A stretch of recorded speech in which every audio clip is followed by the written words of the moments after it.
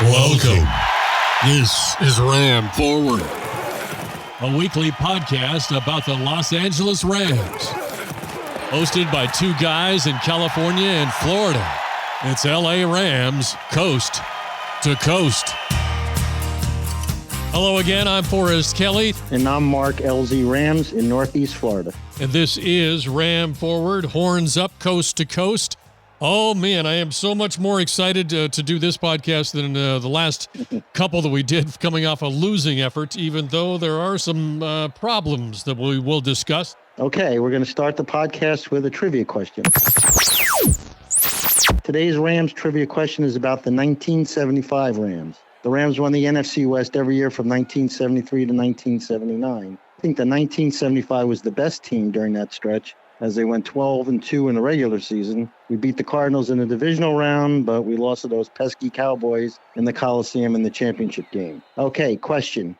Who was the Rams' leading rusher, and who was the Rams' leading receiver that season? Answer at the end of the podcast. All right, this time around, last after the Bills game, there was a lot to talk about with the defense just because it was so porous. But I think we've got some positives and some negatives with the defense this time around. But what do you think, Mark? Well, the defense was definitely better than they were in game one. And for most of the game, they held Atlanta in check. They got the stop at the end of the game when they really needed it. Now we have issues at cornerback with Troy Hill on injured reserve and Jacoby Durant potentially injured. If neither of these two guys plays on Sunday, I think Robert Rochelle, whom we mentioned in the last podcast, should start outside at cornerback, and either David Long or Darian Kendrick can play in the slot. Okay, next. While we did play a lot of zone, and we're going to be playing a lot of zone this year in all the games, for most of the game, the cushion off the wide receivers was a lot less than we saw in game one. In game one, we were playing 10 yards off the receiver.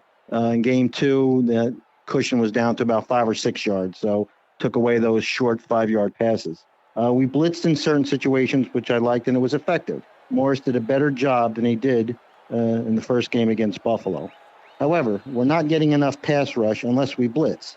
2 of our 3 sacks came on blitzes. We need Aaron Donald, Leonard Floyd, and Terrell Lewis to start getting home. I know Leonard Floyd was hurt, but the loss of Von Miller is showing up a lot more than I thought. Perhaps we need to do some stunts on the pass rushes to confuse the offensive line. Final point about the defense, I think Ernest Jones is a budding star. He had 12 tackles Sunday to lead the team and is on a pace for 161 for the season. Jordan Fuller was second on the team with 8 tackles, even though he's not even a starter, although he plays a lot in the dime package. Yeah, Ernest Jones, I thought even in the Super Bowl, he had that huge pass deflection on fourth down. And, this is just his second year, but he does. And I think working with Wagner is going to help him out a lot as well. Yes. And as we progress through the podcast and you're thinking about 1975, the Rams playing the Cowboys, we're looking for the leading receiver and the leading rusher for the Rams that year. And 2 guys on our active roster have the same last names as the answer to the trivia question. That's just a little hint for you. Now we move to the offense, which was much better this time around. Yes, I thought the offensive line did much better. Right guard Tremaine Ankrum went out on the first series. I feel sorry for him. He was waiting so long to get into the starting lineup, and he breaks his leg on the first series, and he's out.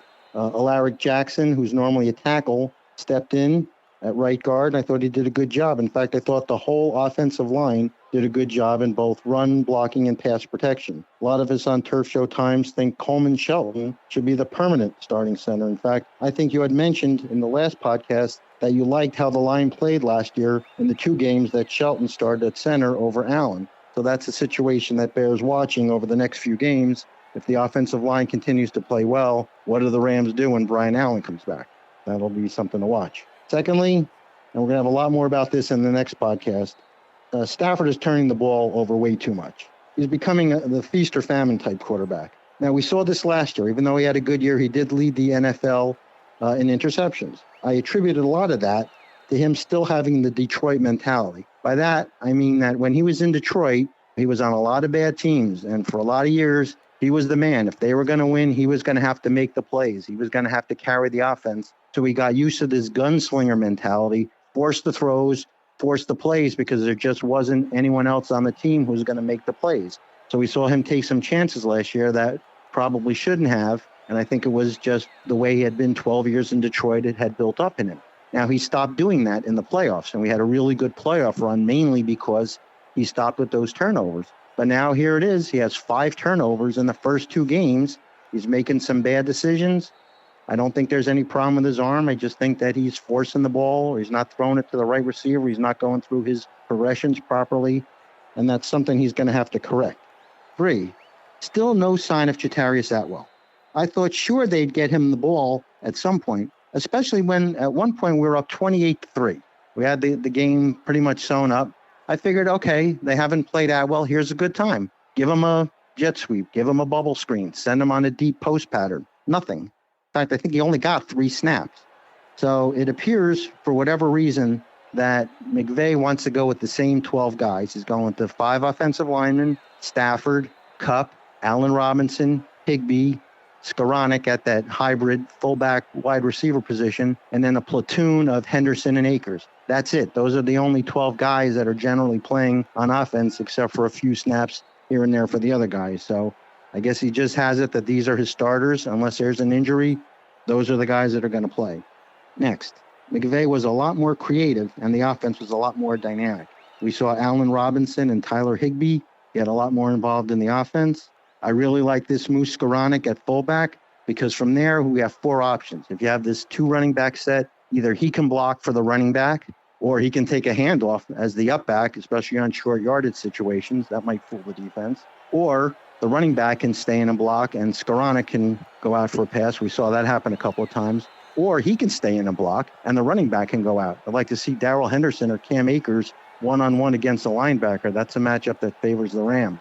So this 2 running back set using Moose Skoranek and either Akers or Henderson gives the Rams a lot of options and keeps the defense guessing, because they could run 4 separate plays just from that one formation. Finally, Henderson definitely has more burst than Cam Akers, who was once again held below 3.0 yards per carry. He did catch 2 passes for 18 yards, so at least that was a step in the right direction. But we're still waiting to see the 2020 Cam Akers, and frankly, I'm concerned that we may not see him this year. He had that knee injury, and I'm not sure he's going to ever be able to get back to 100%. So I expect Darrell Henderson to be the number 1 back, for an extended period of time.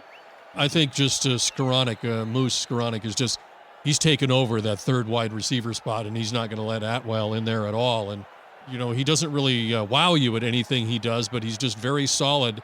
And there was a couple of times that he was playing fullback, and he was just more than willing to take on whoever came through that line on a blitz or whatever. He just put his whole body, and he was into blocking, much different than what we saw the first week with Cam Akers. Right. In fact, he's the best blocker of the non-offensive linemen on the team. So I'm sure McVay likes that.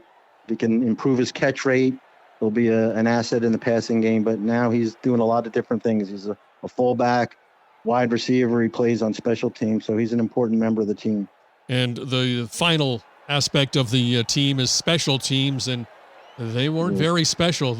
No, we should have had that game 1. There was a couple of turnovers by Matthew Stafford that hurt us.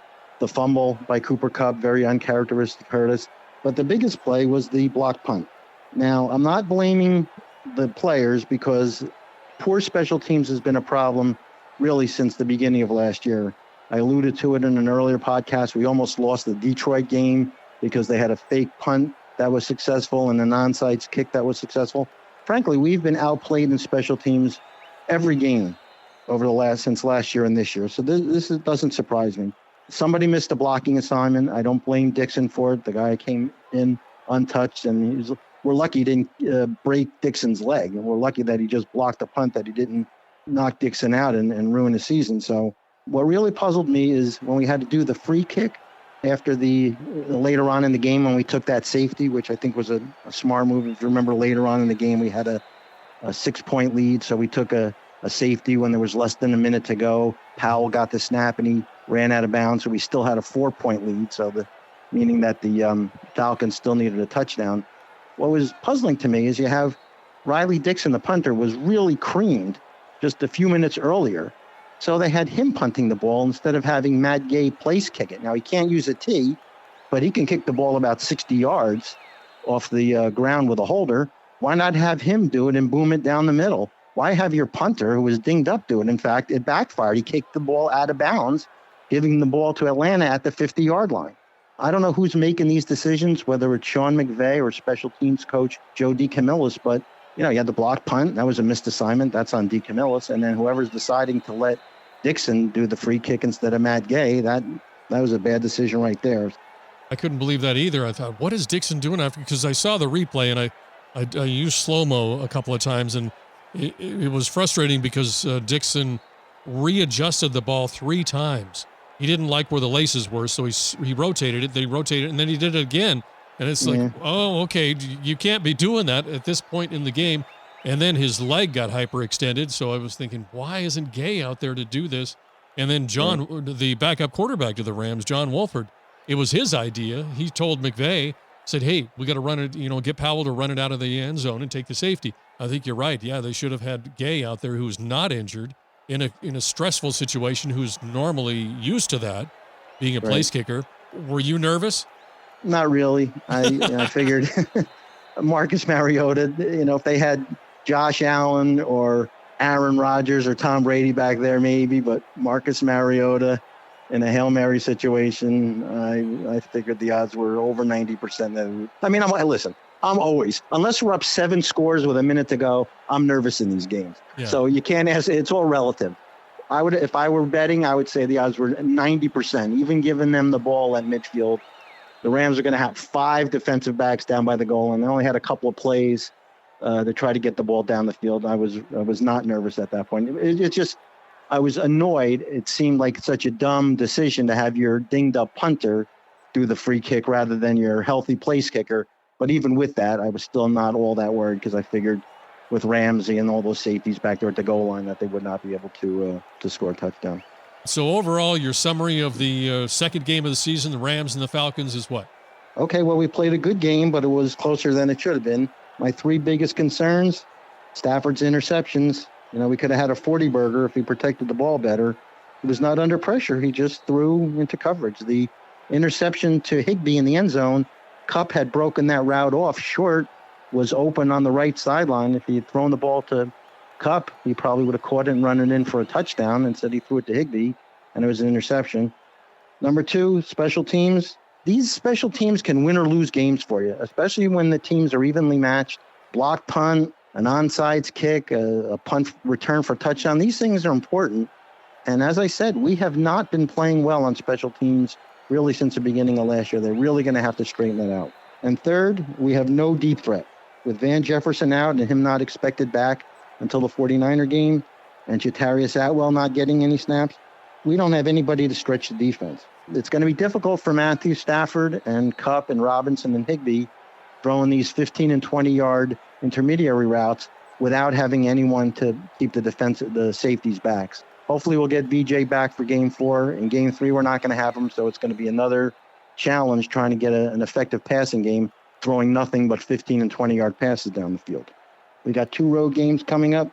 Arizona this Sunday, San Francisco the week after. We're going to have to be better in all 3 phases if we're going to win those 2 divisional games.